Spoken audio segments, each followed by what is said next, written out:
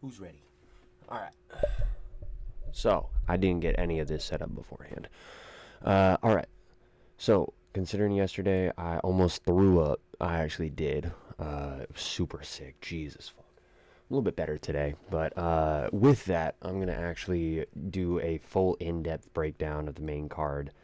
It was up until I think it was the Cody Zhang Long Zhao fight where I started just so I'm just gonna go real quick on this one. I'm gonna go Long Zhao on this one.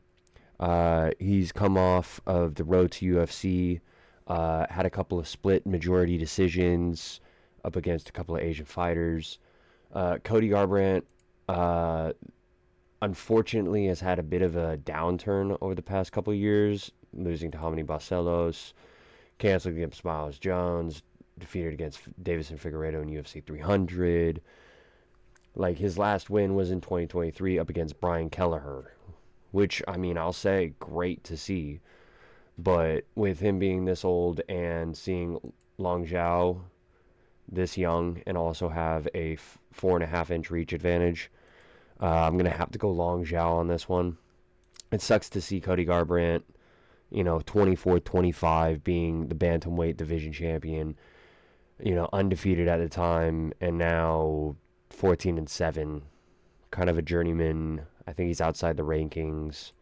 It's not great to see. It's not great to see. But, so, to start off the main card, we got Gregory Rodriguez and Bruno Ferreira.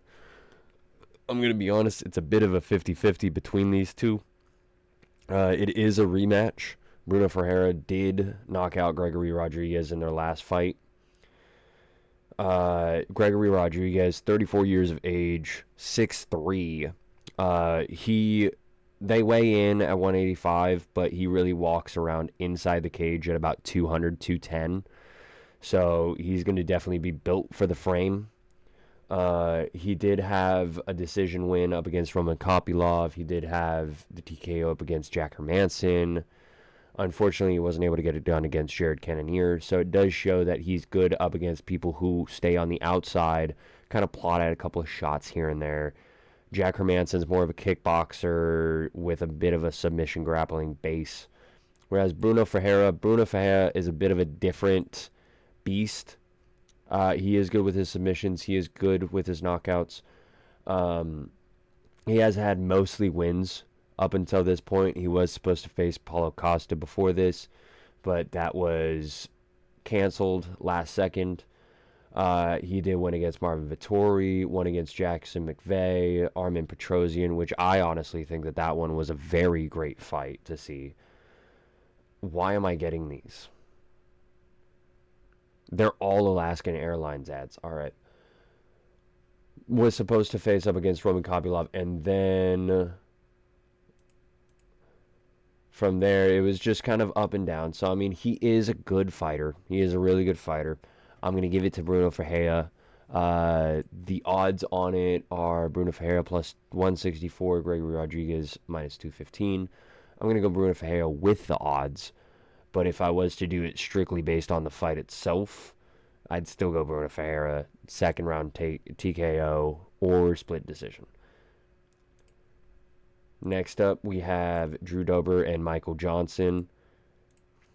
Now, this is something that I have seen from MMA Guru, where people have been saying that Drew Dober has had a whiteboard inside of his room with a bunch of different pictures of UFC lightweights with darts on the board, X's on all of their profile pictures, except for two: Michael Johnson and Jalen Turner. Now, for those of you that don't know, Drew Dober has been able to win up against every single black fighter he's gone up against, which is kind of weird, but I'm all right with it. Michael Johnson has always been a 50-50 fighter. He will always be that type of guy that's going to be outside of the divisional rankings, but is able to come back up against Daniel Zellhuber and make that an amazing fight. it's kind of weird that they had this one set up and then right afterwards they wanted to go back again with Zell Huber. But yeah, Zell Huber got knocked out by Michael Johnson, then got pieced up by Bobby Green. So, I mean, Michael Johnson is definitely a good fighter. 39 years of age. Drew Dober, 37. Coming off of a couple win up against Kyle Prepolek, a loss against Manuel Torres. The fight against John Silva, honestly, I think is going to be a good takeaway for this fight because it shows the fact that Drew Dober is good at staying inside of the pocket while keeping his chin up, where John Silva was able to find his range, find his rhythm, and be able to stop him right then and there. So with that, I do feel as though Michael Johnson is going to be able to get this one done. I feel like he's finally going to be the first one to break that little curse. With the odds, it's got Michael Johnson favorited at a minus 128. And then it's got Drew Dober at plus 100. With the odds, it's more of a pick'em fight. I'm going to go Michael Johnson on this one. Next up, we got Rob Font versus Raul Rosas Jr. This, I think, is one of the biggest age gaps in UFC history, ? I don't know. But 21 years of age versus 38 years of age. Rob Font, a member of the New England Cartel, with Calvin Kattar and one other person. He did have that win up against Gene Matsumoto, but we didn't know at the time that Gene Matsumoto is not exactly a world beater. And then he did have that decision loss against David Martinez, which David Martinez is on a roll over the past little bit. On a roll. So, Rob Font, really okay up against strikers. Gene Matsumoto, striker. Dominic Cruz would have been a striker. Kyler Phillips, striker. Davison Figueiredo, striker. Corey Sandhagen. Now, this is a fight where you can tell how Raul Rosas Jr. is going to do in this fight. Because Corey Sandhagen, a striker at 5'11", was able to take down Rob Font and keep him in half guard throughout the entirety of the 5 rounds. Rob Font wasn't able to get up, wasn't able to do anything. It was just stifled from that moment on. So, with that being said, as soon as it gets to the ground, I feel like it's going to be Raul Rosas Jr.'s day. It's going to be a field day from that point on.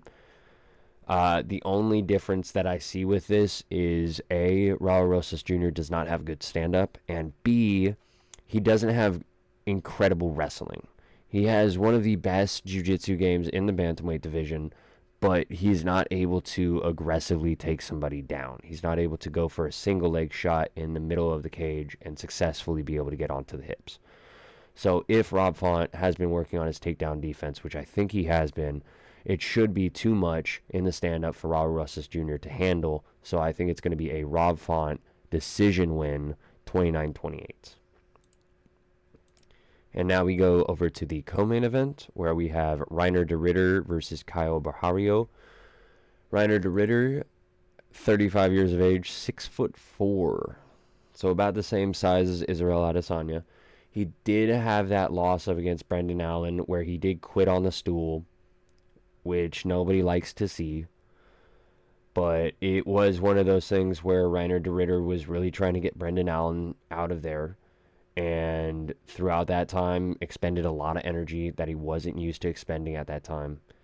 And Brendan Allen was just able to survive everything that Reiner de Ridder was able to go with him against. Now, the fight against Robert Whittaker was a really good fight, but it shows the fact that he's really good for the first 3 rounds, and then after that, he really slows down. Caio Borralho has had that decision loss to Nasruddin Imavov, which, I'll be honest, wasn't a great fight for Caio Borralho. Tried 5 takedowns, didn't get one. Only 66 significant strikes, only 89 total strikes. But it is more of a Dutch kickboxer, Dutch mixed martial artist, Dutch kickboxer versus a freestyle fighter who can do it in the clinch. He can do it on the ground. He can do it in the stand-up. My worry is, though, I don't feel like Kyle Barhalio is in it the same way Reiner de Ritter is. I feel like Reiner de Ritter is thinking to himself, this is my last shot to get back into title contention, because with that loss against Brendan Allen, he's got to have at least 2 or 3 wins, because nobody's going to want to see Reiner de Ritter sitting on the stool in the 4th round, the 4th to 5th round, and quit and give up that championship belt. So they're going to want him to have this fight, get one more fight in the top 5, possibly against a Nassourdine Imavov, and see how he does. Same thing with Kyle Barhalio, but I've seen Kyle Barhalio's embedded episodes on YouTube, and he's not training. He's not training. Now, to be fair, like, you're not supposed to be training fucking 12 hours a day the week of your fight. But when this guy's going out to his house and he's playing snookers and fucking like watching movies and shit, I'm like, this is gonna be bad, because this is not any other fight that Kyle Barhalio's had. Like, the Nassourdine Imavov one is kind of like it because of his footwork, but Reiner de Ritter is such a different type of fighter, such a quote unquote silly fighter, to where I don't think Kyle Barhalio is going to be able to get off his offense in time. So in this, I'm going to give it to Reiner de Ritter, and it seems like I'm picking mostly underdogs on this card. I got Bruno Ferreira, I got Michael Johnson, I got Rob Font, I got Reiner de Ritter at plus 215, Kyle Barhalio at minus 290, which is kind of crazy to think. I think it's mostly because they know that he doesn't sit on the stool and gas out. But to be fair, his last fight was September 6th, and I think Reiner's last fight was October. So, I mean, it really does switch things up in the middleweight division, depending on who wins. And now we go up into the main event, where we have Max Holloway versus Charles Oliveira.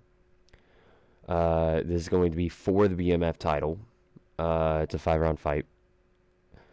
Now, I've seen a lot of people online going with Max Holloway on this one because of his stand-up and seeing his most recent fights.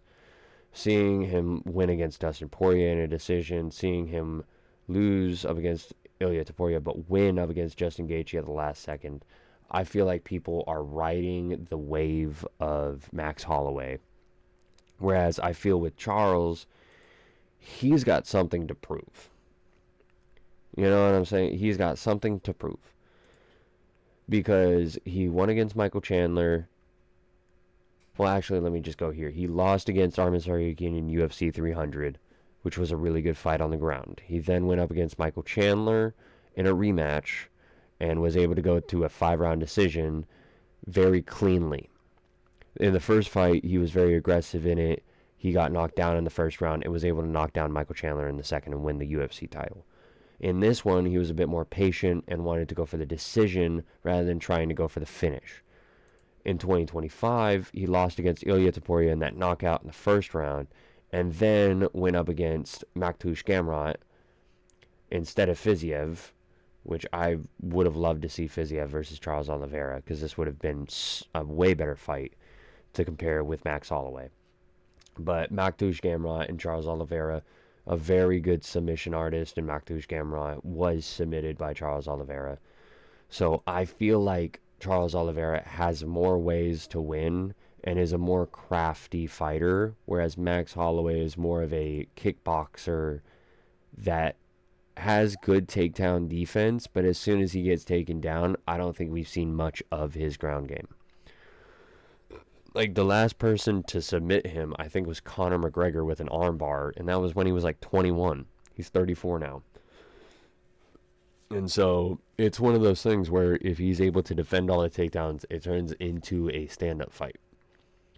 In which case, I would go Max Holloway in this one, just because of the speed and the footwork.